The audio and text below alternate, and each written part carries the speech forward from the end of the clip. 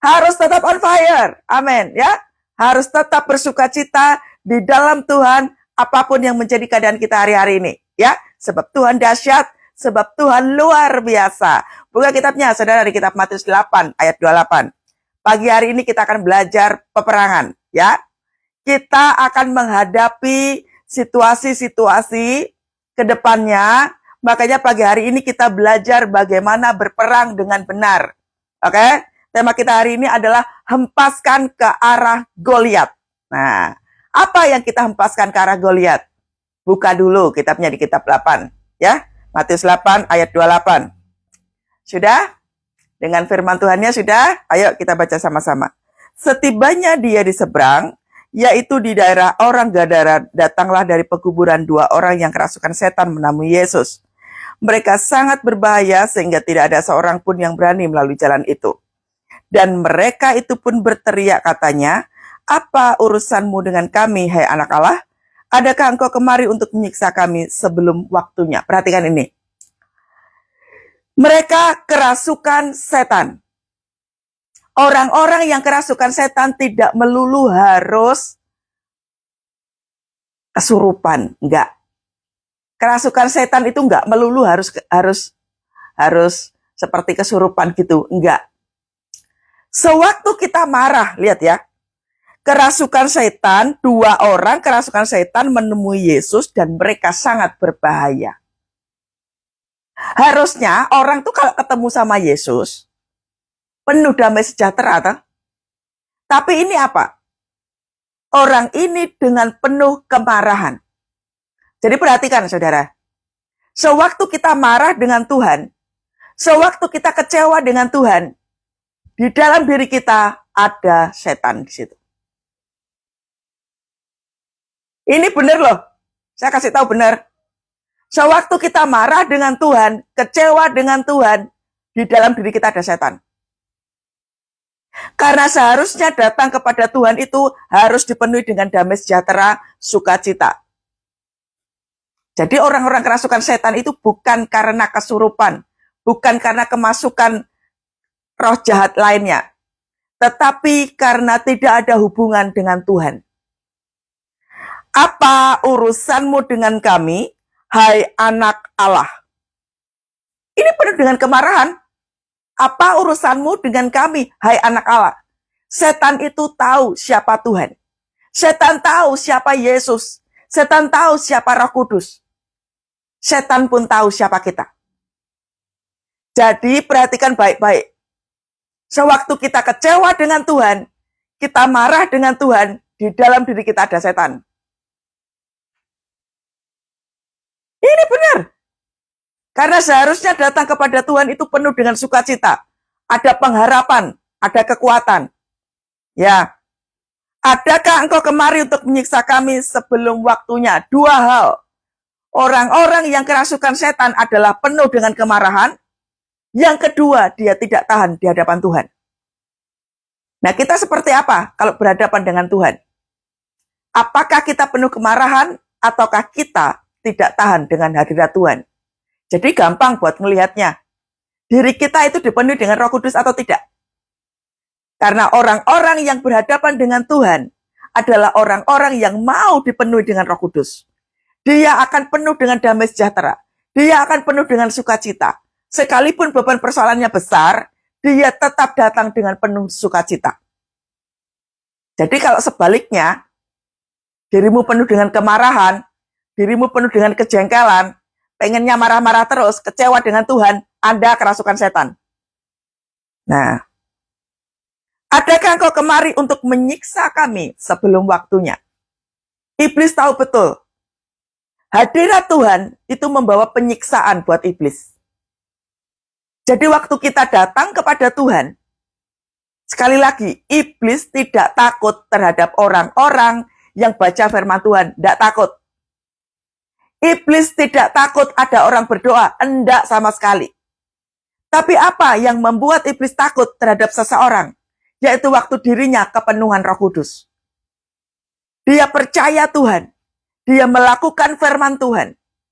Dia tidak mengharapkan sesuatu yang lain kecuali dia berpengharapan kepada Tuhan. Itu penyiksaan iblis banget.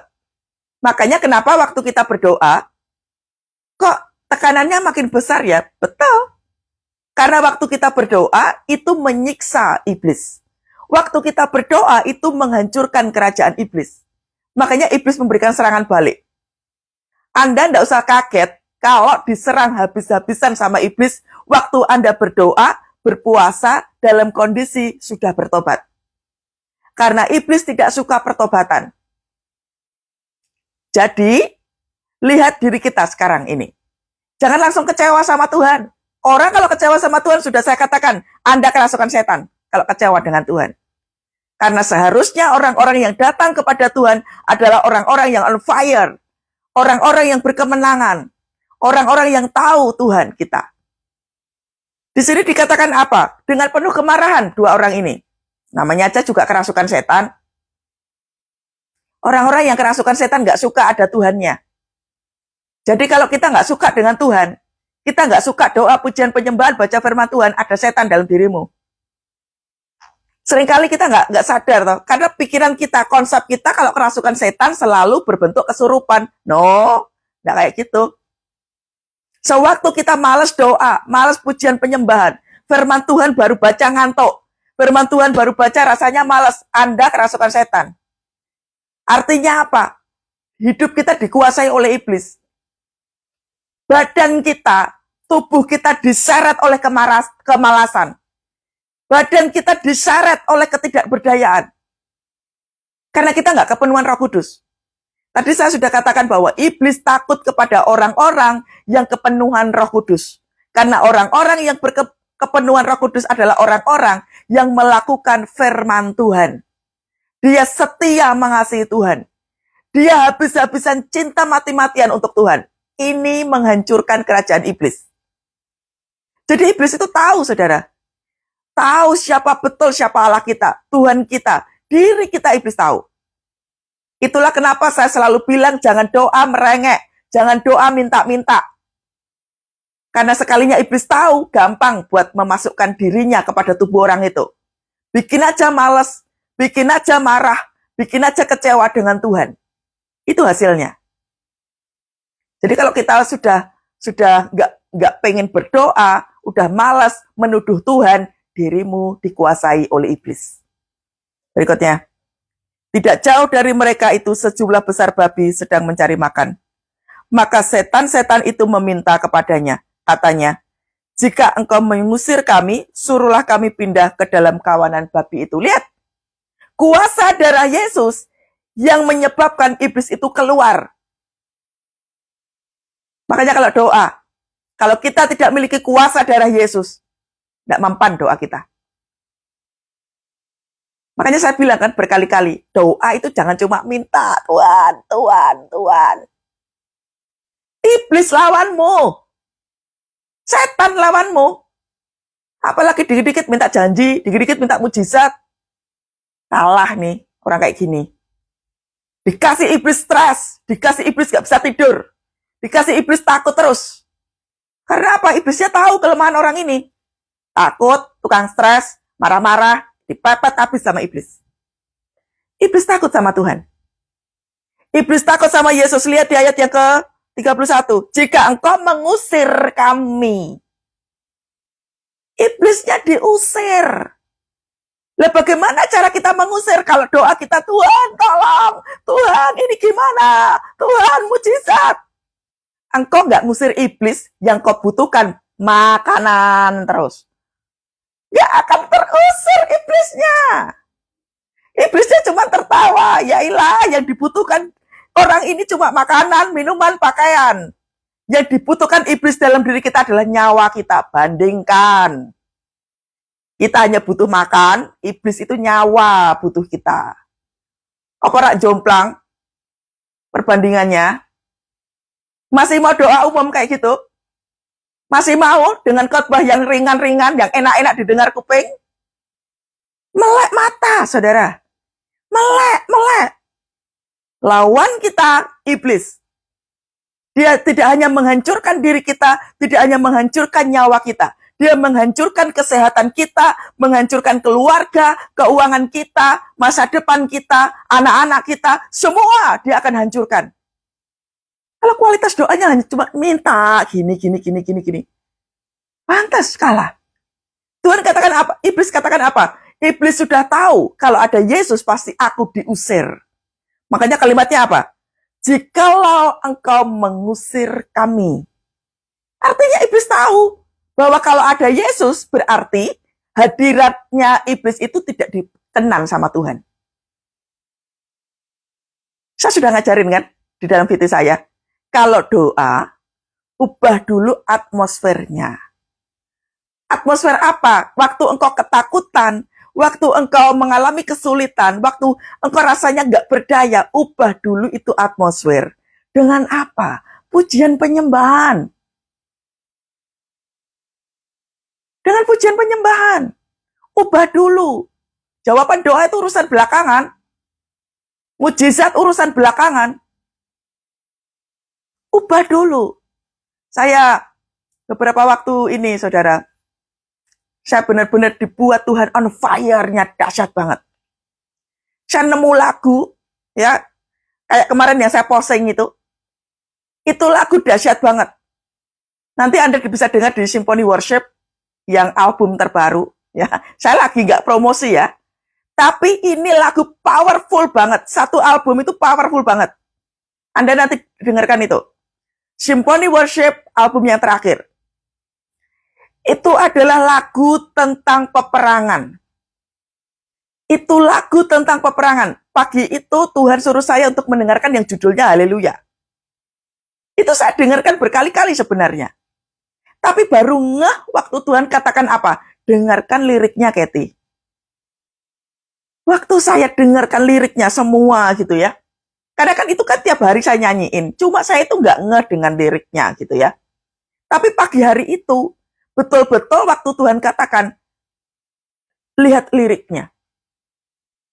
Ku hempaskan ke arah Goliat bersama Tuhan. Aku pasti menang. Ku hempaskan ke arah Goliat. Apa yang kita hempaskan ke arah Goliat? Goliat bicara tentang setan. Setan ngasih kita apa? Sakit penyakit, kehancuran keluarga, kehancuran mental kita, kehancuran masa depan kita. Apa yang diserang iblis terhadap hidup kita? Balik ke iblis. Hempaskan. Dengan apa? Doa, pujian, penyembahan, engkau memperkatakan firman Tuhan. Tanpa engkau sadari, engkau sedang menghempaskan semua serangan iblis itu. Sepanjang minggu ini tekanan saya begitu besar sekali. Wah, intimidasi iblisnya berupa yang lain, saudara. Biasanya iblis itu kalau mempengaruhi saya punya telinga, saya dengan cepat katakan, iblis kamu berisik. Minggir dari telinga saya. Minggir. Iblis harus tunduk sama omongan kita. Kita harus lebih ganas sama iblis. Makanya kalau doamu menye-menye, iblis gak bakalan tunduk sama kamu. Iblis gak pernah takut orang yang berdoa. Gak pernah takut. Karena apa? Gak powerful ini omongan kita. Bagaimana caranya omongan kita itu powerful? Pengurapan Roh Kudus atas kita.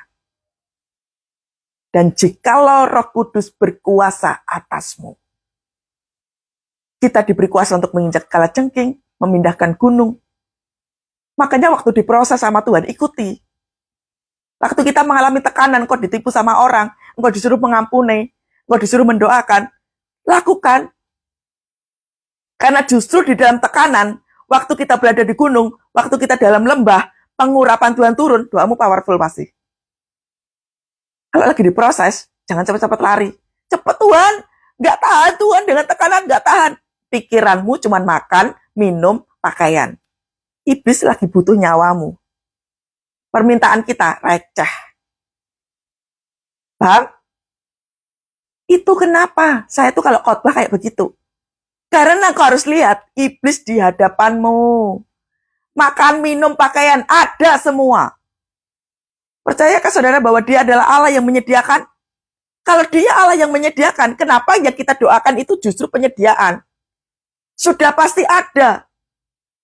Firman Tuhan di kitab Kejadian dikatakan apa? Berkuasalah atas lautan, daratan, semua tanaman, semua ciptaan Tuhan. Berkuasalah atas itu. Artinya apa? Tuhan sudah menyediakan. Tinggal kita yang mengolahnya. Kenapa kita selalu minta yang sudah ada? Tiap hari ada makanan, tiap hari ada minuman, tiap hari ada pakaian. Kenapa yang kau minta yang sudah ada? Upgrade diri, saudara. Upgrade.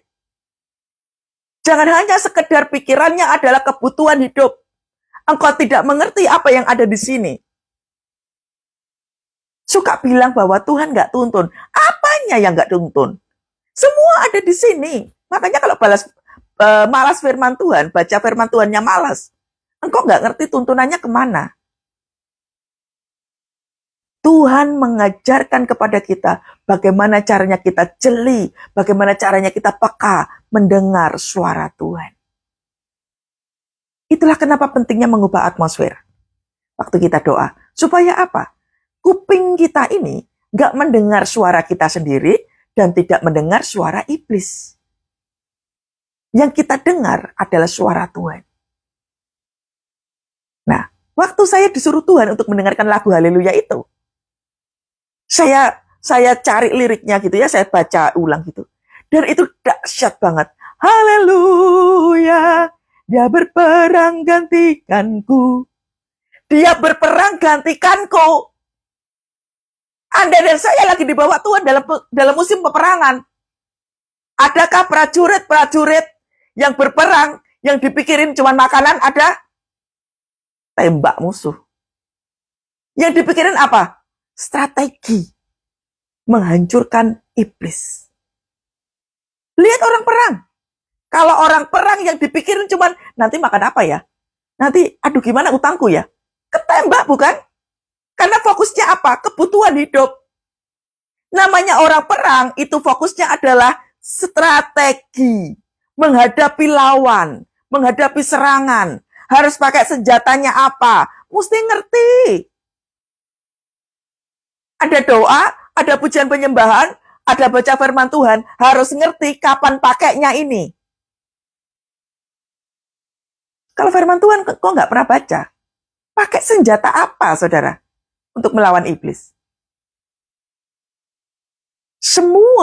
Semua yang ada di firman Tuhan, ini adalah senjata perang kita. Jadi buat Anda yang masih sakit-sakitan, maaf ya, belum sembuh-sembuh, baca firman Tuhan lebih dahsyat lagi. Hempaskan ke arah Goliat. Apa yang dihempaskan? Sakit penyakitmu, hempaskan ke arah iblis. Contoh. Saya sudah kasih contoh berkali-kali. Waktu saya demam, waktu saya punggung saya sakit, gitu ya. Jangan, aduh gimana sakit, aduh ini gimana caranya. Ganti ya, sekarang ganti. Jangan tiduran terus. Kalau waktunya istirahat, jadi kita mesti ngerti ya momennya. Kalau waktunya istirahat, istirahat. Waktunya kita berdoa, ya berdoa. Waktu itu, saya sudah istirahat 1 hari gitu ya, seharian saya nggak kemana-mana. Terus saya mikir gini, ini kayaknya ada yang salah deh. Ngapain saya mesti tidur terus seharian? Saya langsung bangun, dengan penuh kesakitan saya punya punggung. Apa yang saya lakukan? Saya nggak boleh kayak gini. Saya bangun. Saya katakan, Tuhan, apakah yang harus saya lakukan? Nah, kalau kita baru bangun terus ngomong sama Tuhan, Tuhan, apakah yang harus aku lakukan? Dari situ Tuhan kasih tahu, nyanyi. Kalau kita cuma tiduran, Tuhan nggak ngomong apa-apa. Artinya, waktu kita malas untuk doa, pujian, penyembahan, Tuhan nggak bakalan ngomong apa-apa. Bangkitkan dirimu. Tuhan nyuruh orang lumpuh, nggak harus langsung berjalan, toh? Nggak harus langsung sembuh, toh? Enggak. Bangkitkan dirimu. Berjalanlah, angkat tilammu. Keluar dari zonamu. Baru di situ kita akan mendengar suara Tuhan. Saya bangun, saya tanya sama Tuhan, Tuhan apakah yang harus saya lakukan? Tuhan katakan, nyembah, cari lagu. Lagunya bukan lagu pelan. Lagunya lagu cepat. Lagunya lagu cepat. Ku menang bersama Yesus Tuhan. Ku menang di dalam peperangan. Ku menang atas segala setan. Haleluya, haleluya, ku menang. Itu lagu peperangan, saudara. Tapi kalau lagumu yang kau pilih, saya katakan semua lagu rohani bagus. itu tentang Tuhan, tapi tetap engkau harus pilih lagu yang tepat untuk peperangan. Dalam penuh kesakitan, saya pegang, saya katakan dalam nama Tuhan Yesus, setiap organ tubuh yang saya punya, pulih sempurna.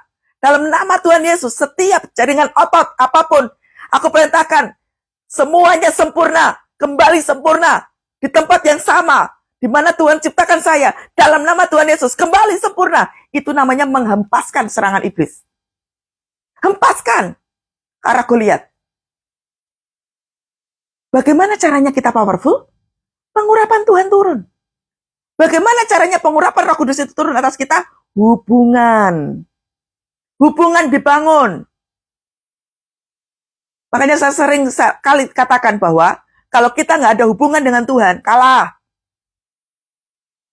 Yang membuat Tuhan percaya pada kita, pengurapan diberikan Tuhan bagi kita gratis memang. Tapi ada harga yang harus kita bayar. Contohnya apa? Baca firman Tuhan kalau ngantuk. Paksakan diri sampai engkau nggak ngantuk. Jangan langsung kau tutup.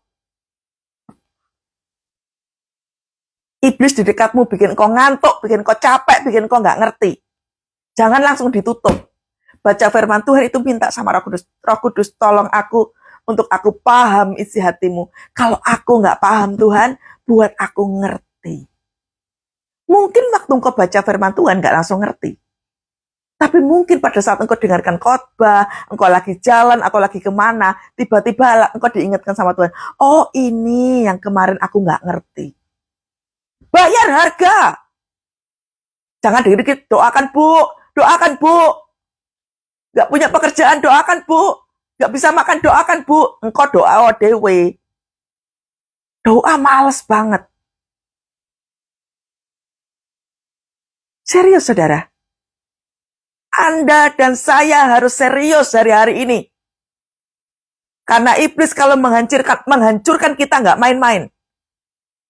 Kalau kualitas doa kita tidak kita perhatikan dengan sungguh-sungguh, kita akan mengalami kekalahan demi kekalahan. Setan tahu bahwa begitu ada Yesus, pasti dirinya akan diusir. Setannya pergi kemana, saudara? Jikalau engkau mengusir kami, suruhlah, ini loh garis bawahi, suruhlah kami. Artinya apa? Mulut kita suruh iblisnya keluar. Seperti contoh yang tadi saya katakan, saya perintahkan semua otot yang ada di punggung saya ini kembali ke posisi awal.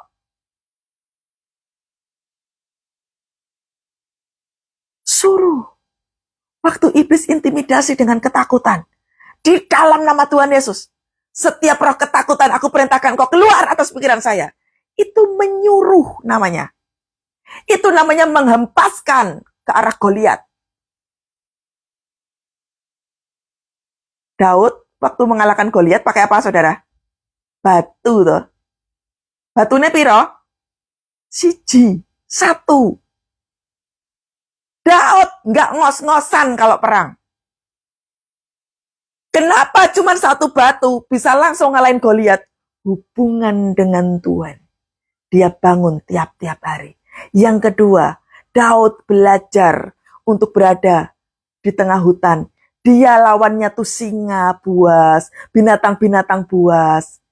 Artinya apa? Waktu kita diproses, kita seperti latihan kayak Daud itu. Latihan perang. Waktu berada dalam tekanan, kau latihan perang. Jadi waktu ada intimidasi iblis, sekalinya kita ngomong, iblis tunduk sama kita. Saya waktu kecelakaan ditabrak dari sebelah sisi kanan, brek. Mulut kita ngomong apa? Pujian penyembahan. Artinya apa? Senyum aja. Artinya apa? Waktu saya tersenyum kepada si penabrak itu, iblis sedang saya gagalkan rencananya. Karena iblis tahu saya sedang OTW untuk pelayanan pelepasan. Iblis tahu saya sedang ada pelayanan ke menara doa. Iblis berusaha mencuri sukacita saya lewat ditabrak itu. Tergantung responmu apa. Kalau responmu marah-marah, responmu mengutuk, iblis sukses membuat kita mengutuk orang. Iblis sukses mengutuk kita. Dengan apa? Hilang sukacita. Makanya kalau nggak hati-hati sama iblis, kayak begitu. Nggak semuanya harus dengan kemarahan, dengan kekecewaan. Apa-apa kecewa, apa-apa marah. Ya, iblis tahu bahwa dia akan disuruh, diusir ke arah babi-babi itu. Pindahlah kami ke dalam, suruhlah kami pindah ke dalam kawanan babi itu. Iblis tahu bahwa kalau ada Yesus berarti akan diusir. Itulah pentingnya mengubah atmosfer. Ketakutan, kekhawatiran, semuanya itu sebenarnya permainan pikiran, saudara. Pikiran kita sendiri. Lawannya sebenarnya apa? Bukan karena situasi. Saya seperti ini karena saya ditipu orang. Saya bangkrut karena saya ini karena bukan itu. Kalau engkau bisa kendalikan pikiranmu, semuanya bisa berjalan dengan baik. Kalau dikit-dikit takut, dikit-dikit kecewa, dikit-dikit khawatir, pikiranmu yang salah. Kendalikan diri dengan benar. Mengubah atmosfer itu sama halnya mengubah pikiran kita yang dipenuhi dengan ketakutan, kekhawatiran. Saya sudah saksikan beberapa waktu yang lalu. Waktu pagi-pagi, saya penuh dengan tekanan. Saya datang ke menara doa, saya tiup shofar. Saya nyembah Tuhan, saya tiup shofar berkali-kali. Itu artinya apa? Melepaskan, menghempaskan ke arah Goliat. Pikirannya itu jangan cuma makanan, minuman, pakaian. Ambil senjata Allah. Ujian penyembahan. Lepaskan itu. Waktu kita nyembah Tuhan. Kau ku sembah. Kau ku sembah. Oh Tuhan. Mau tekanannya gede kek. Mau apa kek. Kau ku sembah Tuhan. Itu mengusir setan. Jadi waktu hatimu dipenuhi dengan kemarahan, kekecewaan, bertahun-tahun, hatimu sakit bertahun-tahun, iblis ada di dalam dirimu. Karena orang-orang yang kepenuhan Roh Kudus, di dalam dirinya hanya ada Roh Kudus. Dia setia kepada Tuhan. Dia melakukan firman Tuhan. Jadi tahu ya, kalau sudah malas baca firman, tidak mau berdoa, datang ibadah masih suka telat-telat, gak bergairah dalam doa pujian penyembahan, banyak setan di dalam dirimu. Engkau dikuasai oleh iblis. Sehingga engkau gak berdaya apa-apa. Mau nyembah Tuhan gak bisa. Mau muji Tuhan gak tahu hadirat Tuhan itu seperti apa. Hidupmu sudah dikuasai oleh setan. Jadi orang kerasukan setan itu gak selalu harus kesurupan. Perilaku kita kepada Tuhan, dikit-dikit janji Tuhan, dikit-dikit janji Tuhan. Apa-apa marah sama Tuhan, dirimu sudah dikuasai oleh setan. Kuasai dirimu dengan benar. Kuasai pikiranmu dengan benar.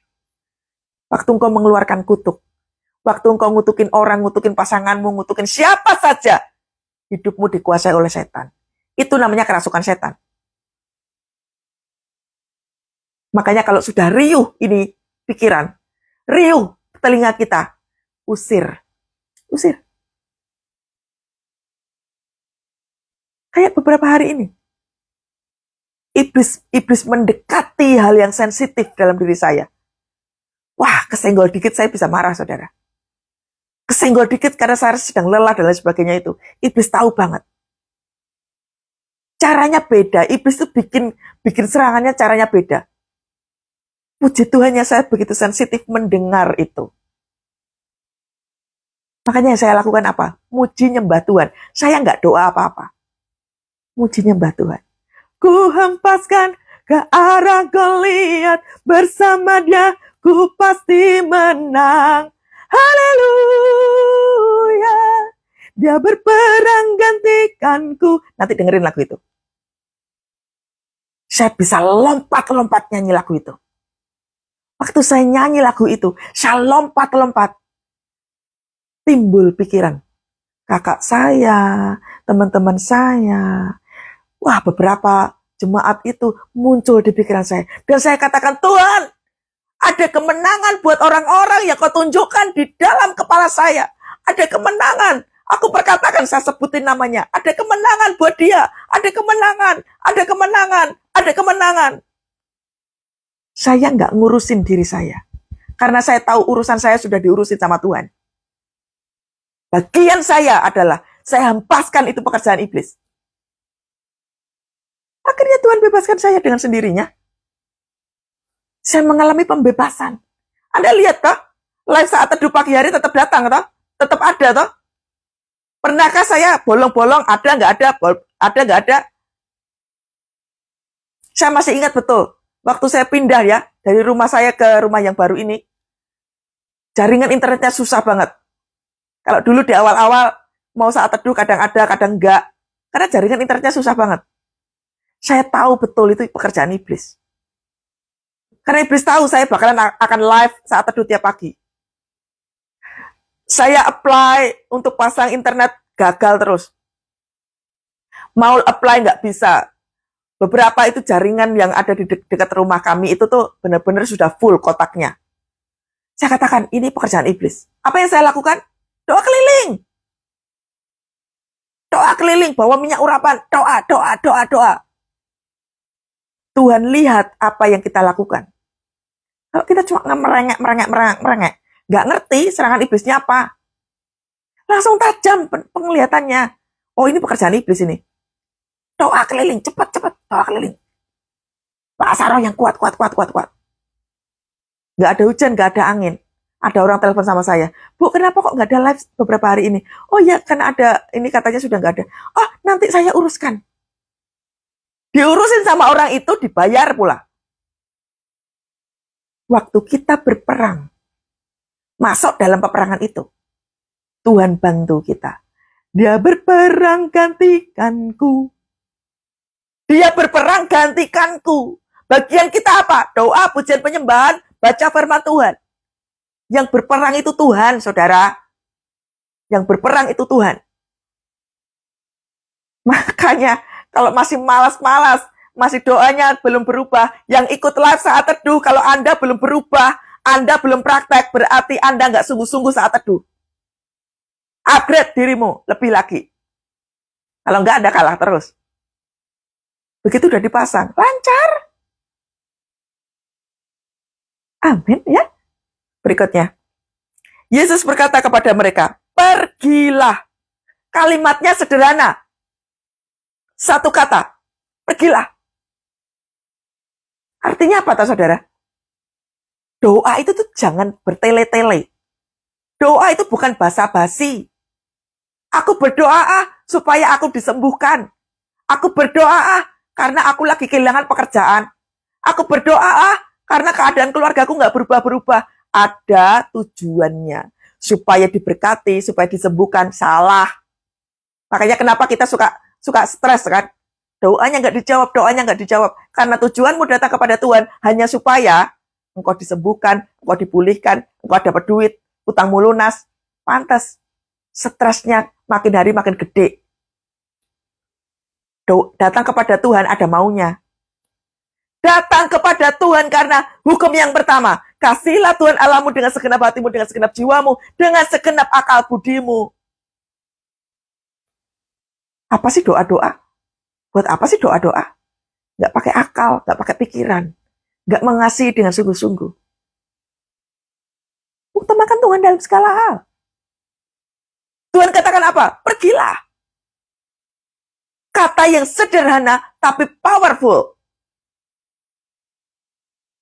Begitu pikirannya udah diserang sama iblis. Penuh dengan ketakutan. Kita sampai gemeteran, keringat dingin. Hempaskan itu, karena itu serangan, saudara. Akibatnya tak apa? Kenapa iblis sampai serang kita? Karena kita tidak berdaya. Iblis tahu kita nggak punya senjata. Sampai keringat dingin gitu. Pahami itu. Itu pekerjaan setan. Engkau harus bisa menguasai dirimu. Makanya kenapa seringkali saya bilang, jadilah tenang terlebih dahulu. Dikit-dikit kok ya, utang Tuhan, nggak tahan Tuhan. Engkau nggak bisa menguasai dirimu. Jangan doa yang seperti itu. Jangan datang kepada Tuhan karena faktor minta. Jangan punya mental pengemis. Mental itu pasukan. Adakah pasukan ngemis-ngemis, saudara? Pasukan itu suka berperang. Pasukan itu mengenal senjata. Pasukan itu mengerti strategi. Pasukan itu mengerti yang namanya kemenangan. Kalau kita cuma begini terus, mental peminta-minta, gak ngerti strategi, gak ngerti perang, gak ngerti senjata, melongo aja gak ngerti apa-apa. Orang-orang yang seperti ini sasaran empuk iblis. Gampang bikinnya. Frustrasi yang berkepanjangan, stres yang berkepanjangan, ketakutan yang berkepanjangan. Dengerin khotbah tidak mengubah apapun. Karena yang mengubah kita adalah melakukan ini firman Tuhan. Ya, dikatakan apa Yesus? Yesus berkata kepada mereka, pergilah dan keluarlah mereka dan masuk ke dalam babi-babi itu. Satu kata powerful, lalu apa? Keluar. Itu yang saya lakukan. Itu yang saya lakukan. Saya tahu pekerjaan saya banyak. Iblis bikin punggung saya sakit. Bahkan iblis pernah sekali bikin saya sakit kepala yang luar biasa hebat. Sampai saya hampir-hampir jatuh di depan kamar mandi. Karena iblis tahu. Besok paginya saya akan ada pelayanan pelepasan. Ternyata anak yang saya layanin itu adalah anak yang luar biasa sekali. Anaknya masih muda, 26 tahun. Dia perempuan. Dia sangat mengerti firman. Dia sangat mengerti pujian penyembahan. Dia powerful sekali. Hanya iblis bikin apa? Ruwet pikiran. Iblis bikin dia nggak bisa menguasai pikirannya. Jadinya overthinking, ketakutan terus-menerus. Nggak percaya diri, minder. Padahal anak itu ngerti firman Tuhan. Anak itu dahsyat banget. Makanya begitu saya mau datang, iblis bikin saya apa? Sakit kepala yang luar biasa. Ngerti, saudara. Coba kalau kita nggak ngerti. Saya akan telepon sama orang itu. Bisa nggak kita reschedule lagi pelayanan pelepasannya? Saya sakit kepala. Lawan dulu itu sakit kepalanya. Karena kita mesti tahu bahwa supaya apa yang menjadi rencana Tuhan itu gagal. Iblis pengen menghancurkan keluargamu. Kalau engkau dikit-dikit ngomong cerai, tujuan iblis tergenapi. Kalau dikit-dikit engkau marah dengan pasangan, dikit-dikit engkau kecewa, menuduh, lalu engkau mengutuk, iblis suka dengan area itu. Mulutmu akan terus dikuasai oleh iblis. Dengan berbagai macam kemarahan, kutuk, dan lain sebagainya itu. Karena tujuan iblis menghancurkan. Makanya tadi saya katakan, toh, waktu kita datang kepada Tuhan, penuh dengan kemarahan, penuh dengan kekecewaan, dirimu penuh dengan setan. Tuhan ajarkan apa? Pergilah. Lihat, keluarlah mereka, setan-setan itu, ke arah babi-babi. Maka terjunlah seluruh kawanan babi itu dari tepi jurang ke dalam danau, dan mati ke dalam air. Lawanmu iblis. Halo. Lawanmu bukan gimana caranya bayar utang. Gimana caranya aku sembuh. Gimana caranya? Dengar. Lawanmu iblis. Apa yang menyebabkan engkau banyak utang? Apa yang menyebabkan engkau banyak penyakit? Apa yang menyebabkan engkau emosional? Apa yang menyebabkan engkau nggak bisa mengampuni? Itu yang kau lawan, saudara. Karena nggak melakukan firman. Makanya berbaliklah dengan cepat. Oh ya, aku harus melakukan firman Tuhan. Amin. Ubah cara doanya. Ya, selesai. Saya selesai, saudara. Hempaskan ke arah Goliat. Seperti Daud, waktu mengalahkan Goliat, hanya membutuhkan satu batu. Tajam matamu, tajam telingamu. Melihat strategi, mendengar suara Tuhan. Bagaimana caranya bisa melakukan itu? Hubungan kita dengan Tuhan. Waktu kita penuh dengan pengurapan Roh Kudus. Engkau mendengar suara Tuhan. Amin.